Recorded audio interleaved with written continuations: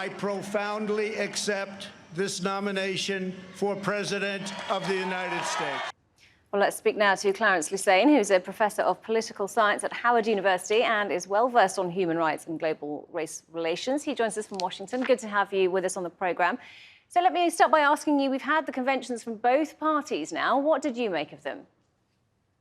Well, for 4 days, the last 4 days, what we've had from the Republican convention is a description of a country that does not exist and a description of a president that does not exist. For 4 days, what we heard was nothing about the virus, in which 4,000 people died. We're having about an average 1,000 people a day are passing from the virus. There was no discussion about the millions of people who are out of work. And then we get this picture of a country that's in the throes of a violent Marxist takeover. And so none of this was really reflected in the reality of the country, but it has become kind of the default because President Trump can't run on the economy, can't run on his treatment of the virus. And so what we've gotten then is this scaremongering that we will see between now and November. On the Democratic Party side, what we saw, which is somewhat historically unusual, is a unified Democratic Party that's gotten behind Joe Biden and Kamala Harris, and is actively mobilizing and organizing across the political spectrum to get people out for November. So we're going to see an election in which there will be a scorched earth campaign because there are remotely different views of what the country is and what the country needs.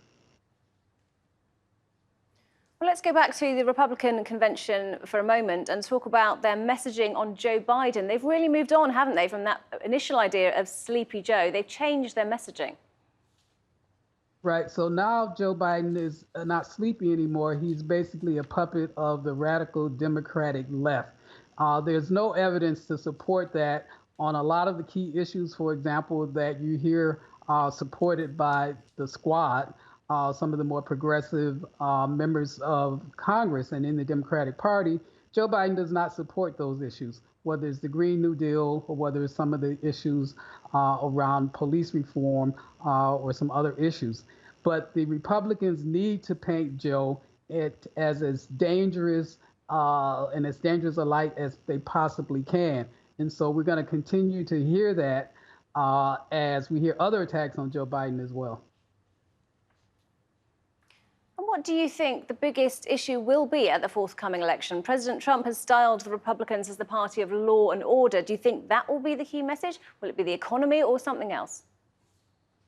So I think the parties will have very different ideas about what's important. Donald Trump and his campaign want to create an image of the country in flames. And so law and order, the radical left, will be the themes that we will hear. And this is primarily to scare Republicans into voting. What we will hear from the Democratic Party side and what we heard at the convention is that the virus is still very real and there's a need for national leadership, which has been abandoned by the president, and the economy has been tanking. And so there's a need to focus on that. One of the things that's notable about the Republican convention is that there was very little discussion, almost none, on public policy. As you know, there was no national plan, there was no national platform advocated by the Republican National Party.